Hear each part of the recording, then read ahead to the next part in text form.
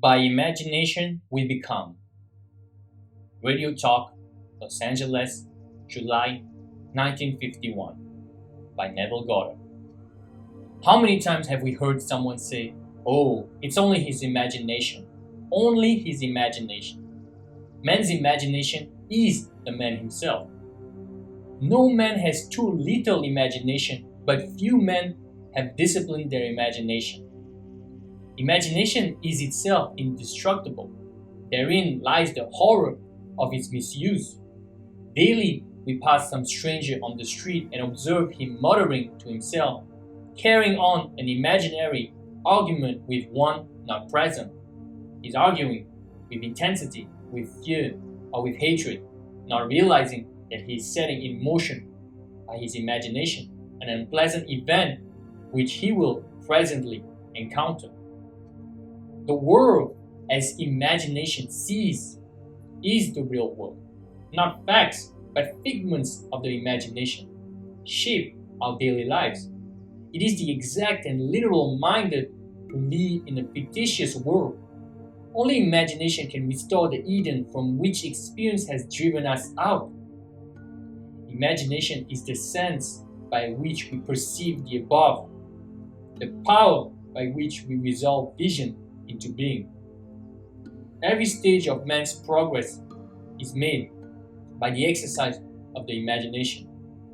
It is only because men do not perfectly imagine and believe that their results are sometimes uncertain when they might always be perfectly certain. Determined imagination is the beginning of all successful operation. The imagination alone is the means of fulfilling the intention. The man who at will can call up whatever image he pleases is, by virtue of the power of his imagination, least of all subject to caprice. The solitary or captive can, by intensity of imagination and feeling, affect myriads, so that he can act through many men and speak through many voices. We should never be certain, wrote William Butler Yeats in his Ideas of Good and Evil, that it was not some woman treading in the vine press who began the subtle change in man's mind, or that the passion did not begin in the mind of some shepherd boy lighting up his eyes for a moment before it ran upon its way. Let me tell you the story of a very dear friend of mine. At the time, the costume designer of the music hall in New York. She told me one day of a difficulty in working with one of the producers who invariably criticized and rejected her best work unjustly. That he was often rude and seemed deliberately unfair to her. Upon hearing her story, I reminded her, as I am reminding you, that man can only echo to us that which we whisper to them in secret. I had no doubt but that she silently argued with the producer, not in the flesh, but in quiet moments to herself. She confessed that she did just that each morning as she walked to work. I asked her to change her attitude towards him, to assume that he was congratulating her on her fine designs, and she, in turn, was thanking him for his praise and kindness. This young designer took my advice, and as she walked to the theater, she imagined the perfect relationship of the producer praising her work, and she, in turn, responding with gratitude for his appreciation. This she did morning after morning, and in a very short while, she discovered for herself that her own attitude determined the scenery of her existence. The behavior of the producer completely reversed itself. He became the most pleasant professional employer she had encountered. His behavior merely echoed the changes that she had whispered within himself. What she did was by the power of imagination. A fantasy led his, and she herself dictated to him the discourse they eventually had together at the time she was seemingly walking alone. Let us set ourselves here and now a daily exercise of controlling and disciplining our imagination. What a finer beginning than to imagine better than the best we know for a friend. There is no coal of character so dead that it will not glow and flame if but slightly turned. Don't blame, only resolve. Life, like music, can, by a new setting, turn all its discords into harmonies. Represent your friend to yourself as already expressing that which he desires to be.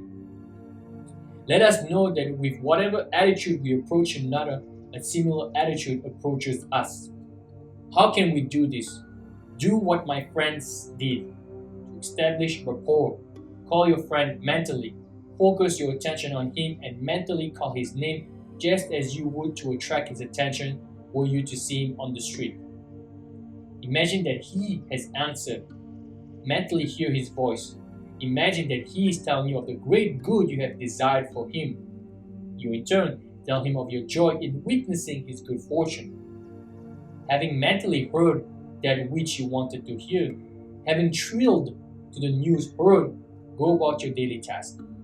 Your imagined conversation must awaken what it affirmed. The acceptance of the end wields the means, and the wisest reflection could not devise more effective means than those which are willed by the acceptance of the end. However, your conversation with your friend must be in a manner which does not express the slightest doubt as to the truth of what you imagine that you hear and say. If you do not control your imagination, you will find that you are hearing and saying all that you formerly heard and said. We are creatures of habit. Habit, though not law, acts like the most compelling law in the world. This knowledge of the power of imagination, be as a disciplined man and transform your work by imagining and feeling only what is lovely and of good report. The beautiful idea you awaken in yourself shall not fail to arouse its affinity in others. Do not wait for months for the harvest. Today is the day to practice the control and discipline of your imagination. Man is only limited by weakness of attention and poverty of imagination. The great secret is a controlled imagination and a well-sustained attention, firmly and repeatedly focused on the object to be accomplished. Now is the acceptable time to give beauty for ashes, joy for mourning, praise for the spirit of heaviness, that they may be called trees of righteousness, the planting of the Lord, that he might be glorified. Now is the time to control our imagination and attention. By control, I do not mean restraint by willpower, but rather cultivation through love and compassion. With so much of the world in discord, we cannot possibly emphasize too strongly the power of imaginative love that is subject next Sunday morning when I shall speak for Dr. Bills while he is on his holiday. The services will be held, as always, at the 4th Wilshire Theatre on Wilshire Boulevard, near La Cienega at 10:30. As the world is, so is the individual.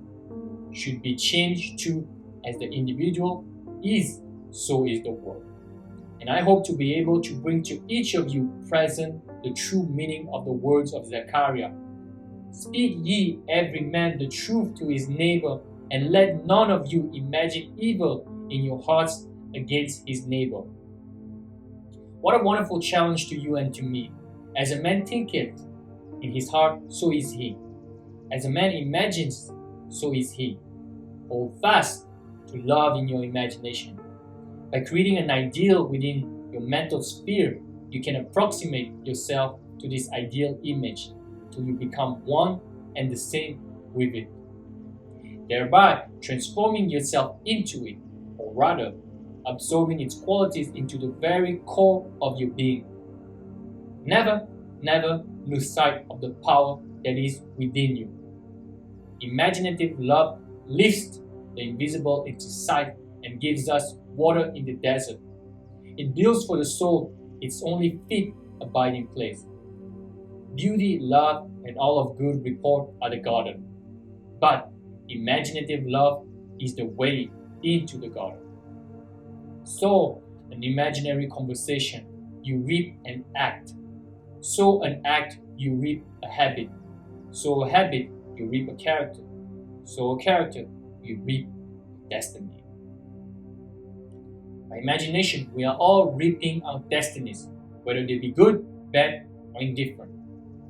Imagination has full power of objective realization, and every stage of man's progress or regression is made by the exercise of imagination.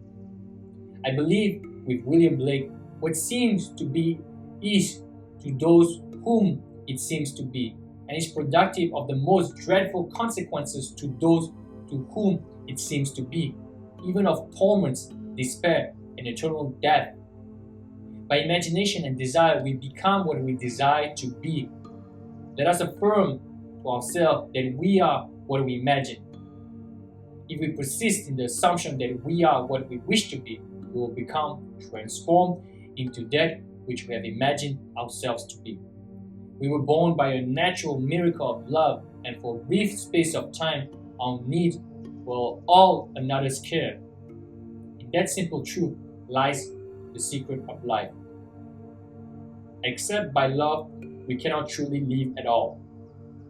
Our parents, in their separate individualities, have no power to transmit life. So back we come to the basic truth that life is the offspring of love. Therefore, no love, no life.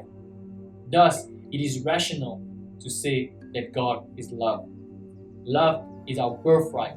Love is the fundamental necessity of our life. Do not go seeking for that which you are. Those who go seeking for love only make manifest their own lovelessness, and the loveless never find love. Only the loving find love, and they never have to seek for it.